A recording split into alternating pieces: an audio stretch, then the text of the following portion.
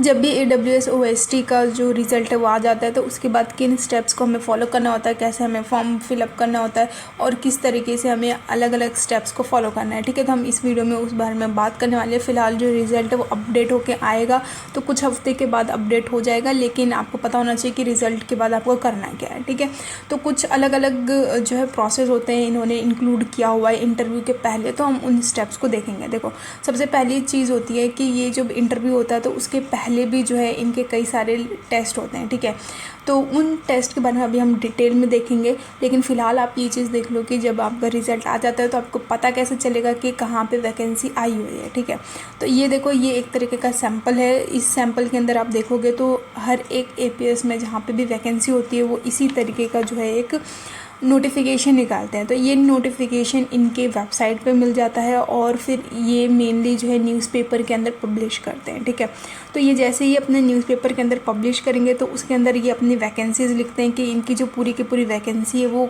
कहाँ कहाँ पर आई है। जैसे कि जो PGT है मैथ्स के अंदर वैकेंसी है, इनका TGT साइंस, हिंदी, इंग्लिश और इन सब सब्जेक्ट में जो है इनकी वैकेंसी खाली है, या फिर PRT के अंदर है।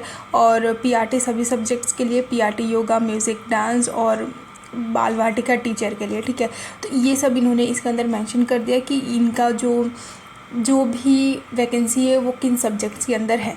ठीक है, फिर ये एक एलिजिबिलिटी मेंशन करते हैं इसके अंदर कि आप जो है एलिजिबल है या नहीं है। तो इसके अंदर जो है ये कई सारी चीज़ें लिखते हैं, जैसे कि आपका आपका जो है सीटेट होना चाहिए, आपका जो OST है वो क्वालिफाइड होना चाहिए। अगर OST आपका क्वालिफाइड है तो इसके अंदर वो मेंशन करते हैं कि कितना होना चाहिए। जैसे कि अगर मैं 2024 की बात करूँ तो 2024 के अंदर इन्होंने 70 परसेंटाइल लिखा था। ये परसेंटेज नहीं है, परसेंटाइल है। ठीक है, तो इन्होंने मिनिमम जो इन्होंने कुछ APS ने जो है ये 70 परसेंटाइल का क्राइटेरिया रखा था। ठीक है, तो ये तो हो गई इनकी एलिजिबिलिटी क्या हैं। फिर इसके बाद है कि आपको इसके अंदर अब अप्लाई कैसे करना है। तो अब देखो, कुछ स्टेप्स आपको फॉलो करने होंगे कि जैसे ही आप नोटिफिकेशन देखते हो, अगर आप इंटरेस्टेड हैं इसके अंदर अप्लाई करने के लिए, आप एलिजिबल हैं, तो आप क्या करोगे, सबसे पहले इनकी वेबसाइट पे जाओगे। ठीक है, या फिर AWS की वेबसाइट पे जाना,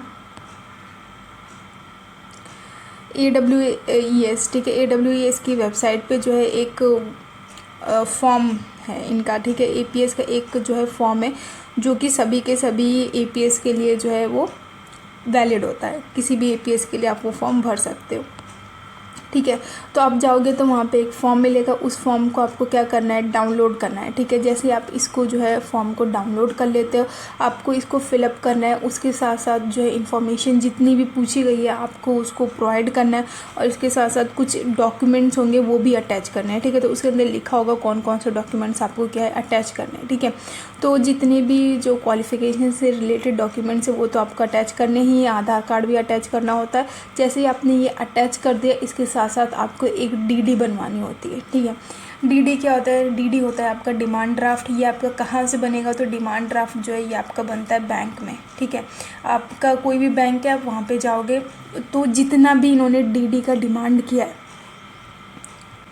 जितना भी डिमांड किया ना उतना आपको बनवाना पड़ेगा। जैसे कि ये वाला APS का आप देखोगे कि इन्होंने जो मेंशन किया है वो कितने का मेंशन किया है, तो इन्होंने कितने का मेंशन किया है DD। देखो यहाँ पे वैसे दिख नहीं रहा, ये थोड़ा सा ब्लर है। ठीक है, तो ऑल्दो अगर आप नोटिफिकेशन देखोगे तो उसके अंदर जो है 250 मेंशन किया गया है कि ये डिमांड ड्राफ्ट जो है 250 का बनवाने के लिए आपको बोलेंगे। ठीक है, तो 250 का आप DD बनवा के लाओगे, आप अपने डॉक्यूमेंट के साथ भी उसको भी जो है अटैच करना है।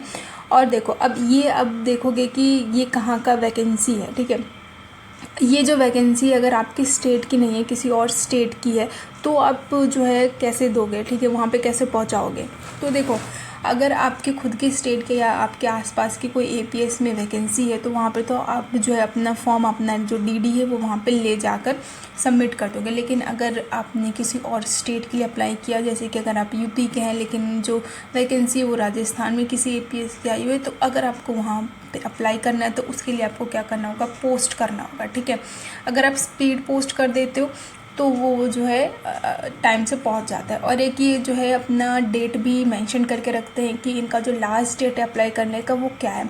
तो जो लास्ट डेट होता है उसके पहले तक आपका जो स्पीड पोस्ट है वो वहाँ पे पहुंच जाना चाहिए। ठीक है, तो ये तो हो गया कि आप कैसे अप्लाई करोगे, ठीक है। अब बाद में जो है आपके पास एक ईमेल आएगा, क्या आएगा, ईमेल आएगा। तो बहुत सारे फॉर्म भरे जाते हैं, तो कुछ जो एपीएस होते हैं वो शॉर्ट लिस्ट करते हैं, लेकिन मैंने जो मेनली देखा है वो जितने भी लोग फॉर्म भरते हैं उन सभी को जो है वो शॉर्ट लिस्ट कर लेते हैं, ठीक है। तो वो जो है आपको जो है क्या करेंगे, ईमेल सेंड करेंगे, ठीक है।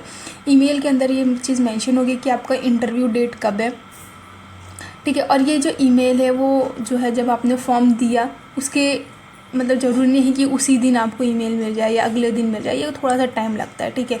एक आध महीना भी ले लेते हैं, 10-15 दिन टाइम लगता है। फिर उसके बाद जो है आपको ईमेल देखने को मिलेगा।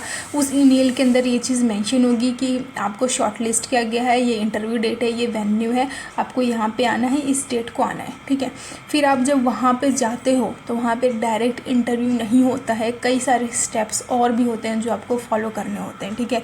तो ये जो मैंने स्टेप्स लिखे हैं, ये स्टेप्स आपको वहाँ पे भी टेस्ट लिया जाता है, ठीक है। तो देखो, अगर मैं बात करूँ तो पहले 2024 के पहले जो है ये चीज़ें मेंशन नहीं की जाती थी, लेकिन 2024 में जो लखनऊ की वैकेंसी थी उसके अंदर ये जो है मेंशन की गई थी। इसके अंदर जो है मेंशन किया गया था स्टेप्स की, किन स्टेप्स को जो है वो फॉलो करेंगे, लेकिन कहीं कहीं पे ये स्टेप्स लिखे नहीं होते हैं, ठीक है। लेकिन आपको ये चीज़ें पता होना चाहिए। तो अब देखो, ये लखनऊ का है, लेकिन इसके पहले इलाहाबाद की अगर मैं बात करूँ तो इलाहाबाद के अंदर जो स्टेप्स फॉलो गए थे वो क्या थे। तो सबसे पहले वहाँ पर हुआ था लैंग्वेज टेस्ट, ठीक है। लैंग्वेज टेस्ट, ये लैंग्वेज टेस्ट हो सकता है कि आपको लगे कि जिनका लैंग्वेज है, जैसे कि जिनका हिंदी या इंग्लिश सब्जेक्ट है सिर्फ वो देंगे, लेकिन ऐसा नहीं था। आपका कोई भी सब्जेक्ट हो, आपको जो लैंग्वेज टेस्ट है वो देना पड़ेगा। तो लैंग्वेज टेस्ट में क्या होता है, अगर आपका सोशल साइंस है लेकिन आपको ये जो टेस्ट है वो देना पड़ेगा। जैसे कि इंग्लिश का ये टेस्ट लेते हैं तो इसके अंदर ये क्या देते हैं, अंदर जो है ये कुछ ऐसे राइटिंग देते हैं, जैसे कि एक ऐसे दे देंगे, 2 टॉपिक देंगे आपको, ठीक है। एक शीट देते हैं, जैसे एग्ज़ाम होता है ना, तो एग्जामिनेशन वाली जो शीट होती है तो वैसे एक शीट होगा, उस पर लिखा होगा कि ऐसे लिखना है आपको, और मतलब नेम वगैरह लिखा होगा, और फिर उसके बाद में आपको लिखा होगा 2 टॉपिक्स लिखे होंगे, आपको इन दोनों में से किसी एक टॉपिक पे जो है एक ऐसे टाइप का लिखना होता है, ठीक है। तो ये टेस्ट क्यों होता है, तो ये आपका इंग्लिश प्रोफिशिएंसी टेस्ट होता है, देखने के लिए कि आप कितना प्रोफिशिएंट है इंग्लिश में, ठीक है। तो ये टेस्ट हुआ था इलाहाबाद वाले में, ठीक है। फिर उसके बाद आते हैं टीचिंग डेमो से रिलेटेड। देखो, टीचिंग डेमो की बात करें तो जब लखनऊ वाले की वैकेंसी आई थी तो उसके अंदर जो है क्या हुआ था, सबसे पहला स्टेप ही इनका था टीचिंग डेमो, ठीक है। और ये स्टेप जो है इलाहाबाद वाले के अंदर नहीं था, ये कहाँ पे लिया गया था, ये लिया गया था लखनऊ वाले के अंदर, ठीक है। तो ये अपने स्टेप्स में जो है ना वेरिएशन देखने को मिलेगा हर एक एपीएस के अंदर। तो इन्होंने सबसे पहले क्या लिया था, टीचिंग डेमो, ठीक है। टीचिंग डेमो, तो टीचिंग डेमो के अंदर क्या है कि सभी बच्चों को बिठा दिया जाएगा और फिर उसके अंदर वो जो है कुछ पर्टिकुलर टॉपिक्स दिया जाएगा, ठीक है। तो ये जो पर्टिकुलर टॉपिक्स है वो जो एक्सटेम्परी होती है, जैसे एक बाउल के अंदर जो है रख दिया जाएगा, कई सारे टॉपिक्स हैं इस पर, मतलब एक चिट होगी उसके ऊपर कई सारे मतलब एक टॉपिक लिखे होंगे हर एक चिट के ऊपर, और एक बाउल के अंदर रख दिया जाएगा और आपको निकालना होगा, और उस टॉपिक के ऊपर फिर उसी वक्त क्या है पढ़ाना होगा। आपको 2 मिनट दिया जाएगा आपको, मतलब सोचने के लिए कि आपको क्या पढ़ाना है, कैसे स्टार्ट करना है। आपको जो है 2 मिनट के बाद जो है वहाँ पर आके उनके सामने पढ़ाना है, ठीक है। तो फिर ये इकट्ठा नहीं होता,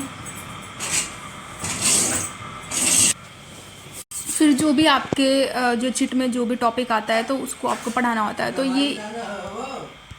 ये चीज़ें जो है सब कंबाइंड नहीं होता है कि सबके सब बच्चे एक ही जगह बैठे हुए हैं और सबके सामने जो है आपको पढ़ाना है। ये जो होता है हर एक क्लास के अंदर जो है बच्चों को सेपरेट कर देते हैं, मतलब साइंस वाले अलग और फिर सोशल साइंस वाले अलग, सब्जेक्ट वाइज जो है वो अलग अलग क्लास में बिठा देते हैं। और जैसे एक क्लास के अंदर 20-20 बच्चों को बिठा देंगे और वहाँ पे जो है फिर एक कॉमन टीचर वहाँ बैठा होगा एक दूसरे रूम में, जहाँ पे आपको बुलाया जाएगा एक एक करके और उनके सामने जाके फिर आपको जो है टीचिंग देना होता है, ठीक है, मतलब टीचिंग डेमो देना होता है। तो वो जो है आपको टीचर के सामने देना होगा, वो 2 टीचर बैठे होते हैं उनके सामने जो है वहाँ पे देना था, ठीक है। ऐसा नहीं है कि सब लोग इकट्ठे होंगे और फिर आप सबके सामने दोगे, तो उस वक्त ऐसा नहीं हुआ था, ठीक है। तो इस तरीके से यहाँ पे जो है टीचिंग डेमो लिया गया था। फिर उसके बाद आता है कंप्यूटर प्रोफिशिएंसी टेस्ट लिया गया। देखो, कंप्यूटर प्रोफिशिएंसी टेस्ट में क्या पूछा जाता है, कैसे पूछा जाता है, अब वो देख लेते हैं। देखो,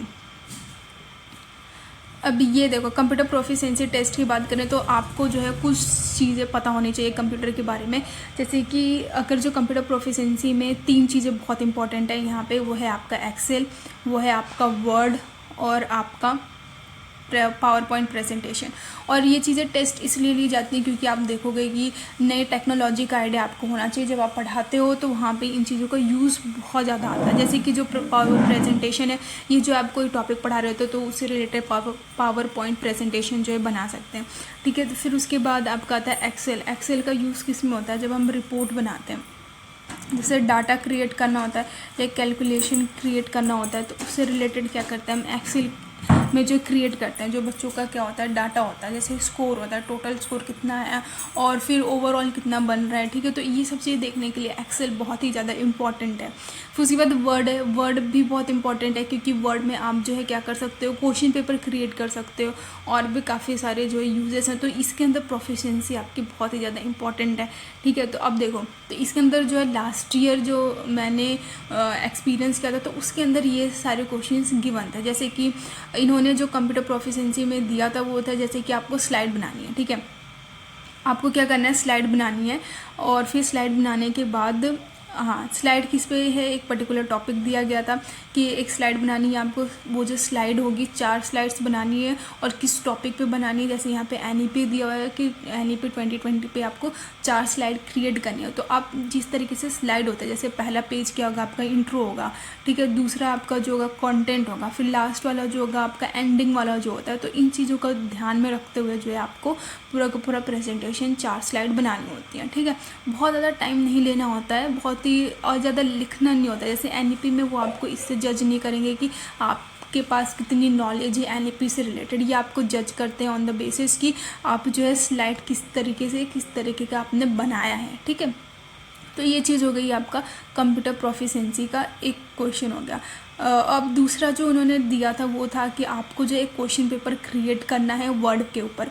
तो जिस तरीके से क्वेश्चन पेपर दिया जाता है बच्चों को, जैसे कि शॉर्ट आंसर क्वेश्चंस, फिर long answer questions, MCQ pattern, तो ये आप अपने हिसाब से जो है 2-4 क्वेश्चंस लिख सकते हैं। ऐसा नहीं कि पूरा का पूरा 1 घंटे बैठ के आप क्वेश्चन पेपर ही बना रहे हो, ठीक है। वो एक जो है देखने के लिए कि आपको आता है कि नहीं आता है, तो उसके लिए वो क्या करते हैं कि 1 या फिर 2, ठीक है, 1-2-4 क्वेश्चंस जो है आपको क्रिएट करके दिखाना होता है। बस इतनी ही चीज़ें होती हैं उसके अंदर।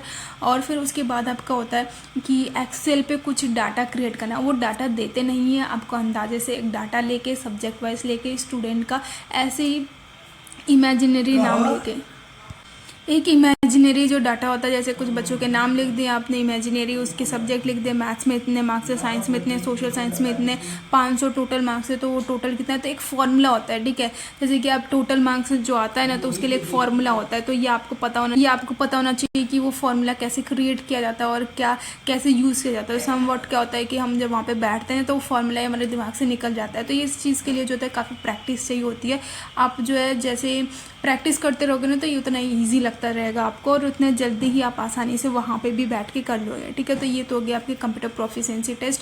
और एक और चीज़ मैं बता दूँ, जब इलाहाबाद वाले में हुआ था, वहाँ पे जो है इन्होंने सभी बच्चों का जो है एक लैंग्वेज टेस्ट और कंप्यूटर प्रोफिशिएंसी टेस्ट लिया था और उसके बाद इंटरव्यू में भेजा था, ठीक है। लेकिन अगर मैं लखनऊ वाले की बात करूँ तो लखनऊ वाले में सबसे पहले जो हुआ था वो आपका टीचिंग डेमो हुआ था। और जैसे ही टीचिंग डेमो हो गया था तो उन्होंने कुछ ही बच्चों को यहाँ पर छांटा था, ठीक है। जैसे एक क्लास के अंदर 20 बच्चे बैठे हुए थे, तो इसके अंदर से 2 बच्चों को छांटा था, ठीक है। तो जिनकी भी टीचिंग डेमो बहुत अच्छी थी तो उनमें से जो है 2-4 बच्चों को उन्होंने छांटा था। मतलब ओवरऑल अगर मैं देखूँ तो जितना भी वैकेंसी है उसके हिसाब से उन्होंने जो है 10-20 बच्चों को छांटा होगा। फिर उसके बाद वो जो है कंप्यूटर प्रोफिशिएंसी के लिए लेके गए थे और कंप्यूटर प्रोफिशिएंसी टेस्ट में भी उन्होंने फिर बच्चों को छांटा, ठीक है। तो मतलब एक तरह से फिल्टर आउट वाला जो प्रोसेस किया गया था ये लखनऊ वाले में किया गया था, ठीक है। तो आपको इन सब चीज़ों के बारे में अवेयर रहना है क्योंकि कोई भी APS हो वो अपने अलग अलग प्रोसेस निकालते हैं, कोई भी प्रोसेस ले सकते हैं, लेकिन ये सारी चीज़ें जो इनका कॉमन रहता ही रहता है, ठीक है। तो ये चीज़ें करवाते हैं। देखो इन्होंने, अगर मैं बात करूँ लखनऊ वालों में, तो जैसे इन्होंने लैंग्वेज टेस्ट नहीं करवाया था, ठीक है।